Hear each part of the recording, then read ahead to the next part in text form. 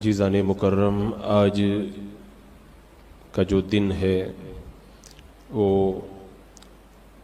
गाज़ी इस्लाम सैयदना सालार मसूद गाज़ी रहमतुल्लाहि ताला अलैह के उर्स पाक का दिन है। 1000 साल से ज़्यादा ज़माना गुज़र गया। आज ही के दिन सैयदी सालार मसूद गाज़ी रहमतुल्लाहि ताला अलैह ने बहराइच शरीफ की सरज़मीन पर लाखों कुफ़ार के नरगे में जाम शहादत नोश किया था। सैयदना सालार मसूद गाज़ी रहमतुल्लाहि ताला अलैह वो मर्द कलंदर और वो गाज़ी इस्लाम और वो इस्लाम के अज़ीम मुजाहिद हैं जिन्होंने सैयदना ख्वाजा गरीब नवाज़ रज़ी अल्लाह ताला अन्हो के हिंदुस्तान में आने से पहले यहाँ के कुफ्र के माहौल में इस्लाम का चिराग जला करके रखा था। ये 21 रजब 405 सन हिजरी और 15 फरवरी 1015 में इतवार के दिन सुबह के वक्त में अजमेर शरीफ में पैदा हुए थे। सैयदना सरकार मसूद गाज़ी रहमतुल्लाहि ताला अलैह की पैदाइश अजमेर शरीफ में हुई थी।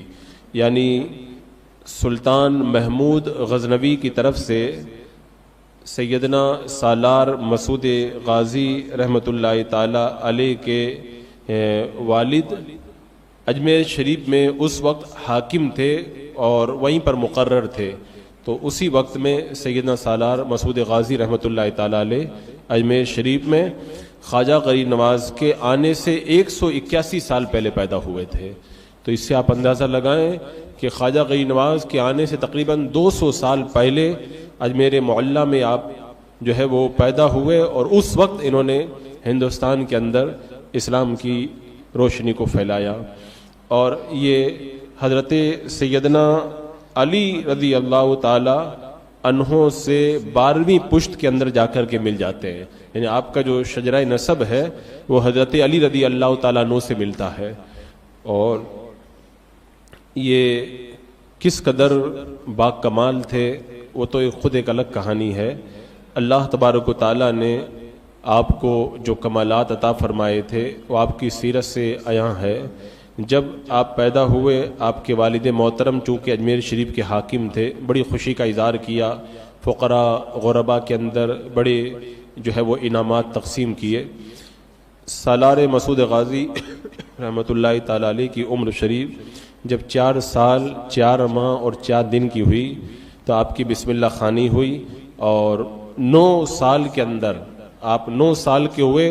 9 साल की उम्र में आपने तमाम उलूम दीनिया से फरागत पाई और ज़बरदस्त आलिम बन करके मनस्से शहूद पर जलवागर हुए। और तक़वा परहेज़गारी तो लाजवाब थी ही।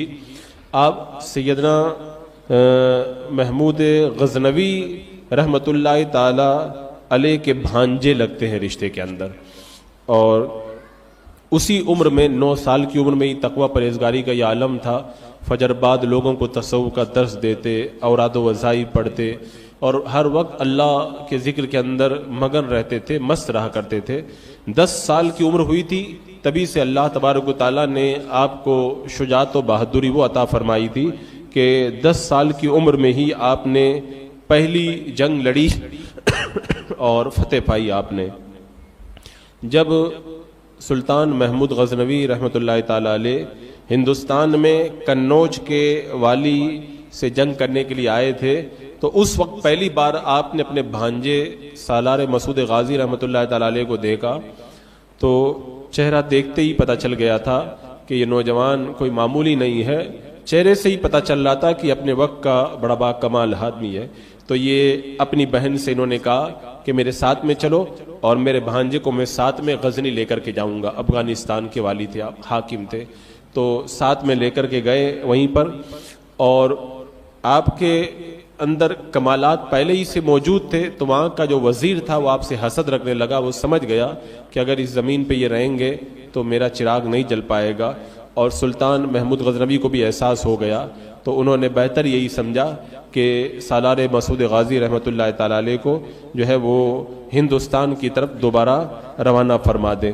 اور سلطان محمود غزنوی کو پتا تھا کہ یہ باکمال نوجوان ہے، کیونکہ جب سومناتھ کا مندر فتح ہوا تھا اس زمانے کی بات ہے کہ سلطان محمود غزنوی سومناتھ سے یہاں کا جو سب سے بڑا ہندوؤں کا بت تھا وہ غزنی لے کر کے گیا تھا، تو ہندوؤں نے کروڑوں اربوں خربوں روپے پیش کیے تھے کہ یہ بت ہمیں واپس کر دیا جائے، اور جو ہے وہ اتنی رقم ہماری طرف سے قبول کر لی جائے۔ تو سلطان بت تو بیچنے والا تھا نہیں، لیکن پھر بھی مشورہ کیا۔ اس وقت کم عمری کے عالم کے اندر حضرت سیدی سالار مسعود غازی رحمۃ اللہ تعالی علیہ نے جو مشورہ دیا تھا وہ یہی مشورہ دیا تھا کہ آپ ہرگز پیسہ نہ لیں، بلکہ بت کو جو ہے وہ توڑ دیں، کیونکہ کل قیامت کے میدان کے اندر جب آزر بت تراش کو جب بلایا جائے گا تو یہ نہ کہا جائے کہ محمود بت فروش کو بلایا جائے، تم بت بیچو گے تو بت فروش بن جاؤ گے، لہذا بت کی سوداگری نہ کرو۔ آپ نے اس عمر کے اندر یہ بہترین مشورہ دیا تھا۔ اب جب سیدی سالار مسعود غازی رحمۃ اللہ تعالی علیہ ہندوستان کی طرف دوبارہ روانہ ہوئے اور آپ نے یہاں پر آ کر کے رات میں بارہ بنکی میں سید ابراہیم کے مزار پر رات بھر عبادت کی، پھر اس کے بعد میں شیو پور آپ نے فتح کیا اور ملتان فتح کیا، پھر اجودن میں پاک پٹن کے اندر جو ہے وہ آپ سال بھر سے زیادہ مقیم رہے، عبادت و ریاضت کے اندر مصروف رہے، پھر دہلی کی طرف بڑھے۔ دہلی میں جو ہے وہ آپ نے 14 لاکھ کے ہندوؤں کا لشکر کا مقابلہ کیا، اللہ تبارک و تعالیٰ نے آپ کو فتح عطا فرمائی۔ آپ کے ساتھ میں 60,000 مسلمانوں نے جام شہادت نوش کیا تھا، اور پھر اس کے بعد میں آپ نے میرٹھ فتح کیا، کنوج فتح کیا، کٹرا اور مانک پور کے راجاؤں نے آپ کو زہر دینے کی کوشش کی، لیکن اللہ تبارک و تعالیٰ نے آپ کو بچایا اور آپ نے کٹرا اور مانک پور کے علاقے کو بھی فتح فرمایا۔ اور پھر آپ فتوحات کو آگے بڑھاتے ہوئے بہرائچ شریف کے اندر پہنچے۔ آپ نے وہاں پہ جانے کے بعد میں کہا تھا کہ ہندوستان کی جو سرزمین ہے میرے لیے اگرچہ وہ اجنبی ہے، لیکن مجھے یہاں سے محبت کی بو آتی ہے۔ بہرائچ کی سرزمین میں پہنچنے کے بعد میں آپ نے کہا تھا، اور آپ جب بہرائچ کے اندر پہنچے تو ایک روایت کے مطابق شعبان یا رمضان کا مہینہ تھا، 423 کے اندر آپ بہرائچ کے اندر تشریف فرما ہوئے، یعنی آج سے تقریباً 1020 سال پہلے کی یہ بات ہے۔ 1020 سال پہلے 423 کے اندر آپ بہرائچ شریف کے اندر جلوہ بار ہوئے۔ اس وقت آپ کی عمر شریف 18 سال اور 2 مہینے کی آپ کی عمر تھی۔ اس وقت درگاہ جہاں پہ آپ کی بنی ہوئی ہے وہیں پہ قریب ایک مہوے کا درخت تھا، وہاں پہ آپ آرام کرتے تھے اور کہا کرتے تھے مجھے یہاں سے جو ہے وہ محبت کی بو آتی ہے۔ اور آپ کے ساتھ میں جو آپ کے رفقا تھے وہیں عبادت و ریاضت کرتے تھے۔ اسی زمانے میں آپ نے خواب دیکھا تھا کہ آپ کی والدہ محترمہ آپ کے لیے پھولوں کی مالا لے کر کے آئی ہے اور آپ کی شادی ہے۔ جب آپ بیدار ہوئے تو آپ نے یہ خواب جو ہے وہ علماء کرام کے سامنے پیش کیا، تو علماء نے بتایا کہ اس خواب کی تعبیر یہ ہے کہ یہ آپ کی وہ دنیاوی شادی نہیں ہے، آپ کو شہادت کا جوڑا پہنایا جائے گا اور عنقریب آپ جام شہادت نوش کریں گے۔ اس زمانے میں 21 راجاؤں کی کئی لاکھ کی فوج تھی، وہ آپ کو بہرائچ سے نکلنے کے لیے آمادہ کرنے لگی، لیکن آپ نے ان کو سمجھایا اور کہا کہ میں یہاں پہ کچھ تم سے جنگ کرنے نہیں آیا ہوں، میں تو ایسے ہی چلا آیا ہوں۔ صلح کی جو ہے وہ آپ نے ان سے پیشکش کی، لیکن وہ لوگ مغرور تھے، انہوں نے انکار کر دیا، اور 21 راجاؤں کی کئی لاکھ کی فوج تھی، انہیں بڑا غرور تھا۔ تو آپ نے جب دیکھا کہ یہ لوگ ماننے کے لیے تیار نہیں ہیں تو ان سے جنگ کی، کئی لاکھ کی فوج سے آپ نے مقابلہ کیا، اللہ تبارک و تعالیٰ نے آپ کو فتح عطا فرمائی اور 5 راجے گرفتار کر کے آپ کے سامنے لائے گئے۔ پھر ایک زمانے کے بعد میں انہوں نے آپ کے خلاف پھر تیاری کی اور دریا کے کنارے راجاؤں کا بہت بڑا، پہلے سے بھی بڑا، کئی لاکھ کا لشکر آپ سے مقابلے کے لیے آیا. زہریلی کیلیں راستے میں بچھائی گئیں تاکہ آپ کے گھوڑے زخمی ہو جائیں. گولا وغیرہ جو ہے گولوں کا انتظام کیا گیا. دریائے قتلہ پر زبردست مقابلہ ہوا اور ایک روایت کے مطابق 3 لاکھ مسلمان اس مقابلے میں شہید ہوئے. لیکن اللہ تبارک و تعالیٰ نے آپ کو اس جنگ کے اندر فتح عطا فرمائی اور آپ نے ان بے شمار راجاؤں کے لشکر کو شکست دے کر کے واپس بہرائچ کے اندر آپ تشریف لائے.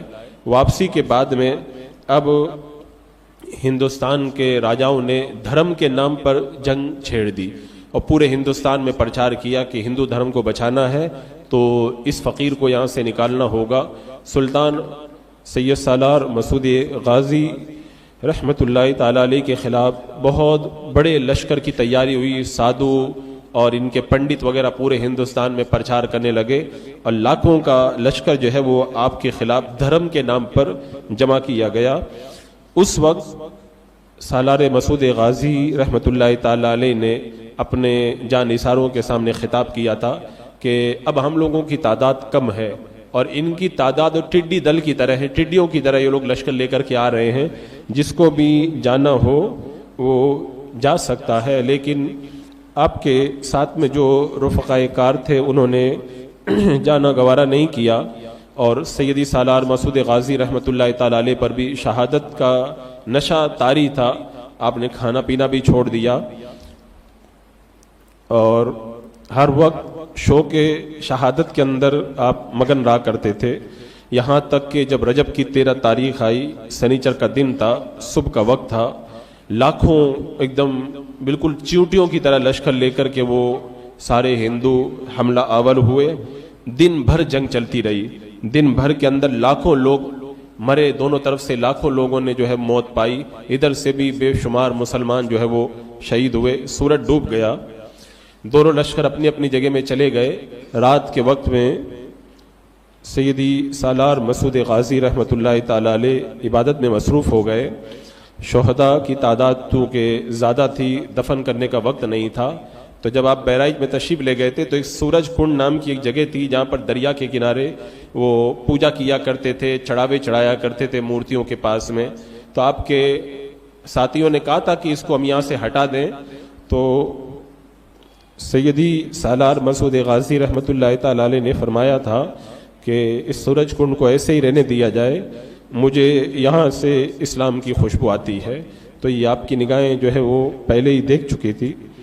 جب رجب المرجب کی 14 تاریخ آئی تو آپ نے وضو بنایا، ظہر کی نماز ادا کی، سورہ فتح کی تلاوت کی، گھوڑے پہ سوار ہوئے اور لشکر کے ساتھ میں میدان میں کود پڑے. جب لشکر کو پتہ چلا کہ خود سیدی سالار مسعود غازی آج مقابلے میں آئے ہیں تو بڑی حوصلہ افزائی ہوئی ان کی. ایسی زبردست جنگ ہوئی کہ وہ ٹڈیوں کی طرح جو لشکر تھا سب چھٹ گیا اور سارے راجے مہاراجے بھاگنے لگے اور فوج ساری چھٹ گئی. اللہ تبارک و تعالیٰ نے مسلمانوں کو فتح سے قریب کر دیا. لیکن رائے شیر دیو جو تھا وہ بھاگ کر کے ایک ٹیلے پہ چڑھ گیا اور وہیں سے اس نے تیر چلایا. رجب المرجب یعنی آج کے دن 14 تاریخ تھی. وہ سیدی سالار مسعود غازی کی شہ رگ پہ آ کر کے وہ تیر لگا اور آپ جب گھوڑے سے گرنے کے قریب ہوئے تو ایک سکندر دیوانہ تھا جن کا مزار آج بھی سیدی سالار مسعود غازی کے روضے میں ہے.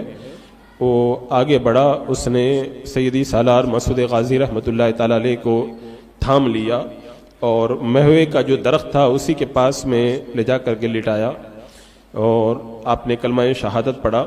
18 سال 11 مہینے اور 24 دن کی عمر تھی. عصر کا وقت تھا، اتوار کا دن تھا، رجب کی 14 تاریخ تھی. سن ہجری جو ہے وہ سن عیسوی 1033 تھی اور 10 جولائی تھی.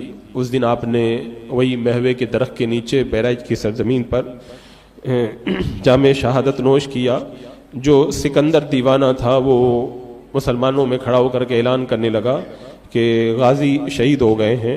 جب مسلمانوں کو پتہ چلا تو انہوں نے کہا کہ اب جینے کا کوئی فائدہ نہیں ہے. سب مسلمان ٹوٹ پڑے اور جو لاکھوں مسلمان تھے اس میدان میں سب نے جو ہے وہ شہادت پائی.